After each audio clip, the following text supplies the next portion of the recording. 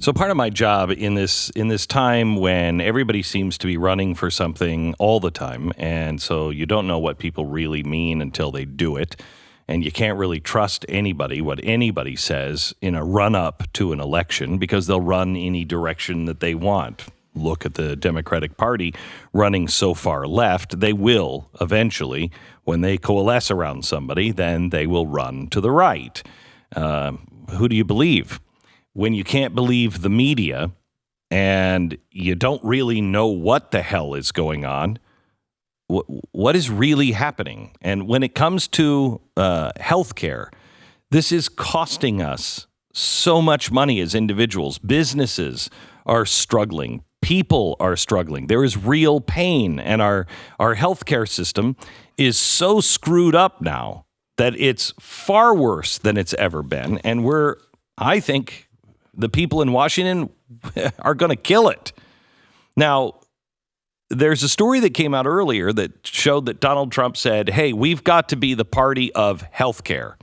I don't even know what that means. We should be the party of the free market. That's the way to fix it. Really open up the free market. But I don't think anybody's really talking about that. And there is a court case that I'm not sure if people are just hyping this because they think it'll get votes or if it's real. But Texas has decided to sue and say, the individual mandate, the court said it was not a fee, it was a tax. And because it was a tax, it's constitutional. The Obama administration said, and by the way, if you get rid of the mandate, then you get rid of the entire healthcare system because it doesn't work and the whole thing collapses. So Texas is saying, well, there is no tax because it's zero. So there is no mandate. We should abolish all of it.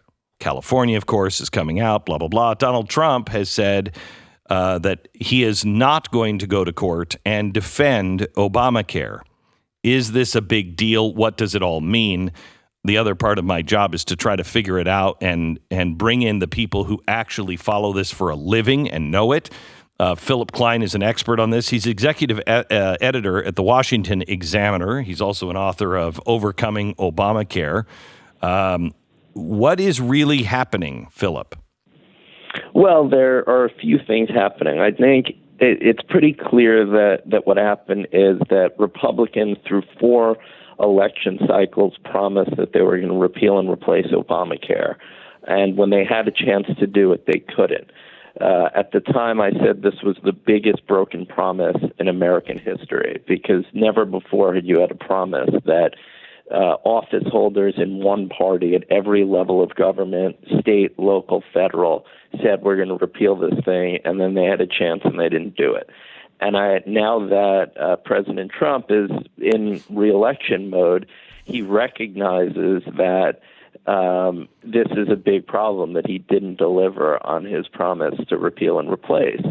And so because Democrats control the House, there's not much you can do. So now he's looking to the courts. I think that this particular case, and I've written a lot about it, I was a big proponent of the challenge to Obamacare in 2012, and I was outraged by Chief Justice Roberts' decision. But in this case, I think the argument is much weaker, and I don't think that it really has a chance at the Supreme Court because of the fact that they need John Roberts to sign on to it. And if he refused to overturn Obamacare when the mandate had a penalty attached and it had more coercive power, and even he found a way to rule that that's constitutional, now that the tax is $0, it's very doubtful that he's going to somehow revisit that and say he wants to overturn it, particularly because in 2012, when the Supreme Court originally heard the case, nobody had benefited from Obamacare yet. There was, the exchange didn't open until 2014. So at that point, they could have struck down Obamacare and it wouldn't have harmed anyone.